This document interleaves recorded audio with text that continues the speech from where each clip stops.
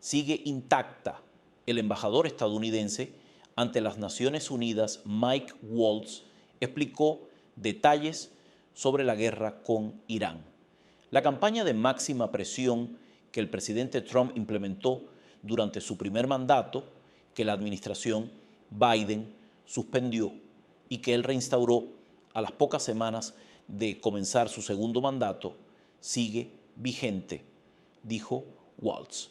Evidencia. President Trump's maximum pressure campaign that he put in place his first term, the Biden administration lifted, and he put it back in place within weeks of starting his second term, is absolutely still on. What Secretary Besson is referring to are the barrels of oil that are already out at sea, are already going to go to Chinese markets. Now they can go to places like India, Bangladesh, or elsewhere. But here's the thing, and this is what the mainstream media keeps missing, is that the sanctions on the banks are also still in place. So we do not anticipate Iran sees any of that money. This is actually, as the secretary said, using their strategy against them. Their entire strategy, because they've been so defeated militarily, is to sow chaos, attack its neighbors, hold the world's energy supplies hostage, or at least attempt to. And this is yet one more step to defeat that strategy, on top of drill, baby, drill here at home, a waiver to the Jones Act, which allows ships to move between ports. We are going to defeat this strategy. It will be temporary on the part of Iran. And at the end of the day, the United States and our global coalition will prevail. El embajador Waltz explicó que con las sanciones impuestas a las finanzas de Irán, es poco probable que obtengan ganancias con los barriles de petróleo que ya se encuentran en los barcos en alta mar. As the president announced, he will start by attacking and destroying one of Iran's largest power plants. There are gas-fired thermal power plants and other type of plants, and I want to be clear here before there's, kind of hand-wringing out in the international community. The IRGC, which we've declared a terrorist organization, along with many European countries, control much of Iran's economy, control its critical infrastructure, and continue to power what's left of its war effort through this control of its critical infrastructure. So the president is not messing around.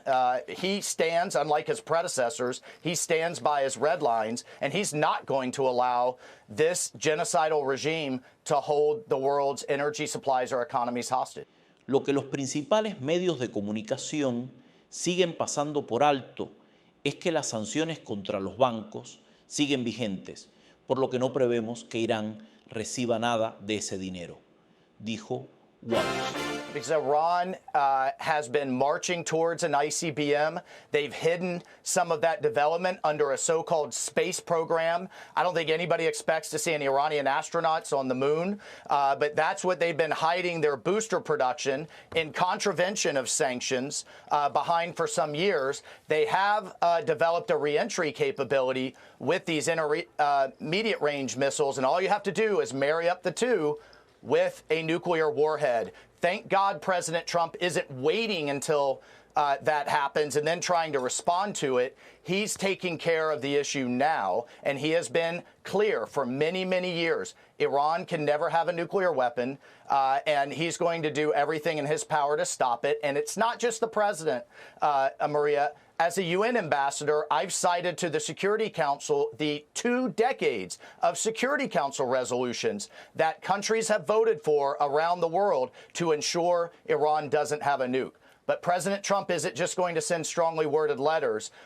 When it became clear they were not negotiating in good faith, after he gave diplomacy a chance on multiple occasions, he's taking decisive action before it's too late. How many more long-range missiles do you believe Iran has?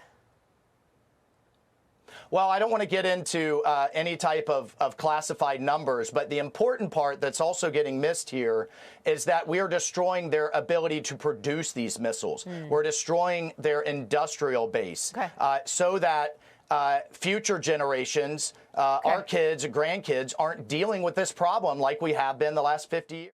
El senador Ted Cruz asegura que instó al presidente Trump a lanzar el ataque contra Irán y le dijo que no negociará más. Este comentario surge en un momento en que el senador Lindsey Graham instó a Trump a tomar la isla de Kark. Así lo cuenta este peso pesado del Senado de los Estados Unidos. Sure. Look, I urged the president to launch this attack. As you noted, I was with him pretty much the entire day on Friday before the attack launched on Saturday. And so we were on Air Force One. We were flying down to Texas to Corpus Christi at a big event planned in Corpus Christi. So I was on the plane with him. And then he asked me to hop in the Beast, the presidential limo, and it was just the two of us one-on-one. And pretty much the whole time he was asking me what I thought we should do on Iran. And I said, look, I think we should not miss this moment. I think the regime is weaker than it ever has been.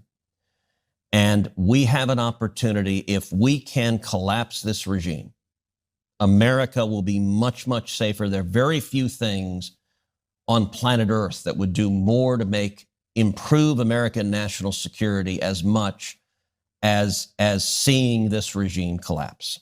And he asked me in the Beast, he said, well, look, do you think we should negotiate further? And I said, no. I said, I don't believe they're negotiating in good faith. They are liars. It's been obliterated, and they're running out of money. So here's what I tell President Trump. Keep it up for a few more weeks. Take Carg Island, where all of the resources they have to produce oil. Control that island. Let this regime die on a vine. We got 2 Marine expeditionary units sailing to this island. We did Iwo Jima. We can do this. The Marines, my money is always on the Marines. I don't know if you take the island or you blockade the island, but I know this.